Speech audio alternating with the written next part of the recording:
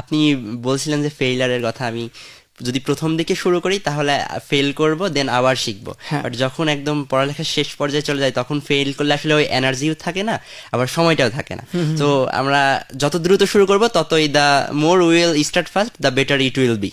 হুম hmm. আর আপনি যেহেতু বলছিলেন failure is the player of success, so ফেইলারের কথা যখন আসে অবশ্যই এখানে চ্যালেঞ্জেস বিভিন্ন বিষয়গুলো কানেক্টেড।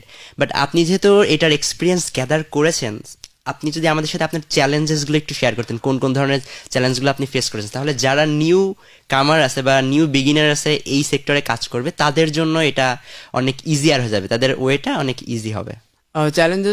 চ্যালেঞ্জেসের কথা যদি বলি সেটা হচ্ছে আমি যেটা বললাম যে যত তাড়াতাড়ি সম্ভব শুরু করে দেওয়া। তো শুরু করার মুহূর্তে চ্যালেঞ্জেসের একটা ব্যাপার হচ্ছে যে বয়স কম থাকলে একটু পাত্তা কম পাওয়া যায়। আচ্ছা। পাত্তা কম বলতে হচ্ছে ধরুন সে ফর এক্সাম্পল আমি একটা ব্রিলিয়ান্ট আইডিয়া নিয়ে কোনো একটা মানুষের কাছে যাচ্ছি। হ্যাঁ, আমার আইডিয়া ঠিক আছে, তারা খুব সুন্দর বলে আছে, ঠিক আছে, ভেরি গুড, বাট হচ্ছে ওই যে অ্যাকচুয়াল যে জিনিসটা আমার যেটা নিড সেটা কিন্তু দেবে না। আমার ফান্ডিং দরকার। আমি এমনও হচ্ছে আমি অনেক জায়গায় অ্যাপ্রোচ করতেছি, আমি কিন্তু হয় নাই, অ্যাপ্রোচ হয় নাই। দেখা যেতেছে তার আইডিয়া খুব দারুণ বলতেছে, বাট তারপরে যে অ্যাকচুয়ালি আমার যে ফান্ডিং এই ব্যাপারটা হচ্ছে না। স্ট্রাগলের জায়গায় আরেকটা ব্যাপার হচ্ছে আমি তো এডুকেশন নিয়ে কাজ করতেছিলাম 1 থেকে 12 পর্যন্ত। এটা তো বিশাল অনেক কন্টেন্ট। আমরা চিন্তা করে দেখলাম যে 22,000-এর মতো কন্টেন্ট হয়। এখন সব কন্টেন্ট তো আমি একা করতে পারবো না, আমার অবশ্যই একটা টিম দরকার।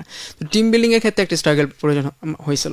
এটার স্ট্রাগল আরেকটা ব্যাপার বলি যে ধরেন আমি যখন অন্য স্টার্ট কাজ করেছি, সে ফর এক্সাম্পল লার্জেস্ট প্ল্যাটফর্ম যেটা বললাম, 10 মিনিটসগুলো একটা মজার ব্যাপার ছিল। ওই সময়টাতে আয়মান ভাইয়ের কথা যদি আমি চিন্তা করি যে আয়মান ভাই কীভাবে শুরু করে, আয়মান ভাইয়ের কিন্তু একটা ভালো বন্ধু ছিল কয়েকজন।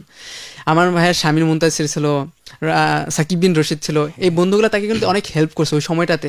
হ্যাঁ, তারা ফ্রিলি তারা কন্টেন্ট করে দিচ্ছে, তার সাথে যাচ্ছে, শ্যুট করছে, তার ক্লাস নিচ্ছে।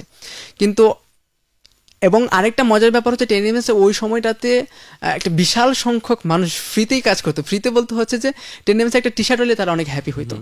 তাদের ইন্টারনালি কিন্তু একটা টিম ছিল, ভলেন্টিয়ারিং অ্যাম্বাসেডর টিম ছিল সারা বাংলাদেশে। এবং আমি নিজেও যেহেতু সেখানে ছিলাম, সেখানে দেখতাম যে কীভাবে তারা সুন্দরভাবে মানে কাজ করতেছে। হ্যাঁ, ভেতরে জাস্ট একটা টি শার্ট বা হচ্ছে একটা ছোটো মানে কোনো গিফটের জন্য তারা কাজ করতেছে। তো ওই সময়টাতে ভলেন্টিয়ারিং জিনিসটা ছিল। বাট আমাদের এখন মানুষ ফ্রিতে কাজ করতে চায় না, তারা সবাই চায় যে আমার কি বেনিফিটসটা আছে। তো স্ট্রাগলের জায়গাটা ওইখানেই ছিল যে এত কন্টেন্ট করবো, সেগুলো আমি কীভাবে করবো। ফান্ডিংয়ের একটা ব্যাপার ছিল, অ্যাপ্রোচ করার টাইমে দেখা যেতেছে যে অ্যাকসেপ্ট করছে না। এবং আরেকটা ব্যাপার ছিল যে একাই চাইলে সব কিছু করা পসিবল হয় না। তো এরকম আরও অনেক স্ট্রাগল ব্যাপারগুলো ছিল। তো যার কারণে দেখা যাচ্ছে যে ওটা হয় নাই।